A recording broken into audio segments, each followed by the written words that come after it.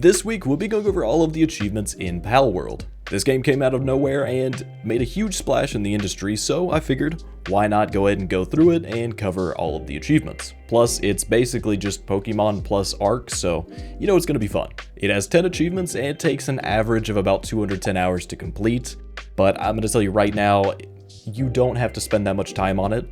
Literally, it took me a little bit over 56 hours to get mine done, so depending on your settings and if you play with other people, you could get it done quicker. And now, let's get to hunting.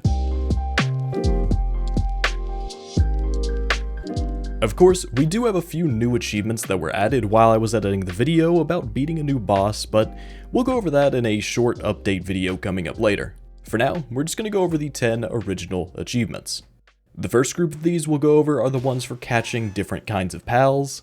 We have Beginning of the Legend for catching your first pal, Newbie Pal Tamer for taming 10 kinds of pals, Intermediate Pal Tamer for taming 20 kinds of pals, Skilled Pal Tamer for taming 50 kinds of pals, and Seasoned Pal Tamer for taming 90 kinds of pals.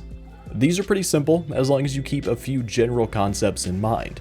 Hitting pals to get them to low health will make them easier to catch, of course.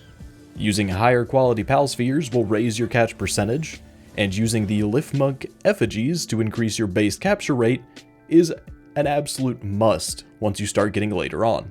Then, of course, you can check in on your pal decks, and if there's one that you haven't captured yet, then you can go to the screen to see their habitats and go find them to catch them. You can also catch the different subtypes of pals, and that is going to count towards your different kinds of pals to pad that number up a little bit. Shinies do not count as a different thing from whatever the regular pal is, so shinies, they're cool, but they're not going to count for that. Now with the catching pals side of things out of the way, we're going to need to go into the boss battling side of things. As a quick tip on type advantage in this game, there's a chart that shows what is good against what.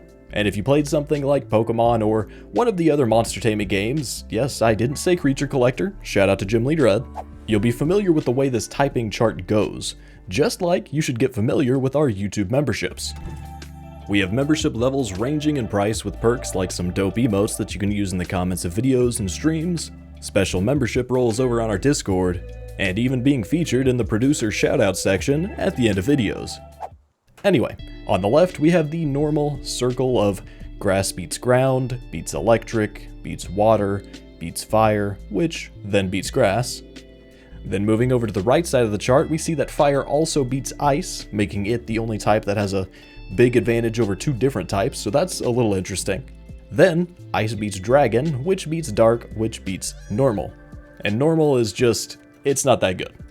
That typing chart is going to be a big way to get an advantage in these boss battles, but you're also going to want to pay attention to the traits that your pals have, as that can give you big boosts, as well as combining pals to improve their power. We won't get too deep into those systems unless you guys want me to, let me know in the comments, but you can read the traits to find out if it gives them boosts to defense, attack, things around the base, etc. And when combining pals, you basically just have to find one that you want to power up, something with good traits, preferably. Catch a bunch of pals of the same kind, and then sacrifice them to whatever to strengthen the one that you want to keep. Each star bonus that you go up gives you pretty big boosts to your pals, so this is going to be huge when it comes to the harder boss fights. But, granted, none of that really matters though if you're not leveling up yourself and getting newer tech. So you'll want to be getting better weapons and armor and just making your character more powerful in general. So don't completely focus on the pals, because you're also going to have to do a lot of the work in these boss fights yourself. The first boss battle we have is Zoe and Grisbolt for the Hillside Sovereign achievement. For this one, you'll want to bring pals with ground abilities if possible, but another option, which is what I did, is just to take 4 Daydream, 1 Hookrady, and make a Daydream's necklace. That allows you to put a Hookrady's out and then have 4 Daydream chilling around you, shooting along with you. The Hookrady will boost the dark type attacks that Daydreams do, allowing you to do pretty insane damage this early in the game. But if you do insist on doing it a more intended way, then some of the good ground pals that you can get around this point would be Rushor or Gumas. Bigger, more powerful ones would also be good, but we're going to be going a little bit more realistic on our approach to each boss for what pals you could probably get around that point.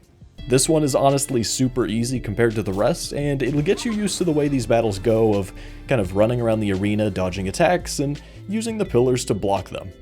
Moving on to the second boss battle, we have Lily and Lylene for the Snowfall Sovereign achievement. For this one, you'll want to bring along pals with fire abilities.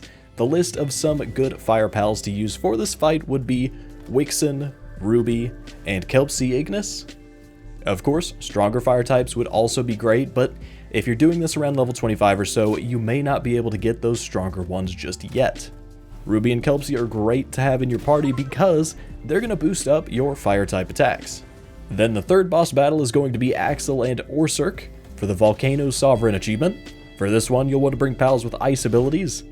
The best ice pals to easily get and boost up to an insane team is going to be the good old Sweepa and Sui combo. You can use 1 or 2 Sweepas and then fill out the rest of your party with Suis. The Suis boost the power of the Sweepas, and you can make this exponential by sacrificing other Suis to upgrade the ones in your team, and sacrificing other Sweepas to upgrade those. This point is where you're going to want to be around the mid 40s or higher in level, so you'll have access to good enough gear to actually take these fights on. The fourth boss battle is going to be Marcus and Phalaris for the Desert Sovereign achievement. For this one, you'll want to bring pals with water abilities. Some options for your water pals on this one would be Suzaku Aqua or Jormuntide, preferably Jormuntide, and some Kelpsie to increase your water type attacks of other pals. Now, just like with all of these others, if you can get better, stronger water pals, go ahead and do that. But these are just some of the realistic options. Don't blow up the comments, okay? I'm trying to go realistic for you guys, alright?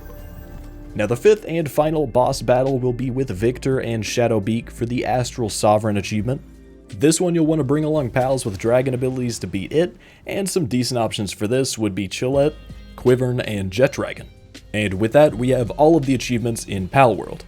Of course, we'll be doing a quick video going over the new achievements that were added not too long ago, so stay tuned for that, and check out the playlist linked here for the other games that we've covered on the channel.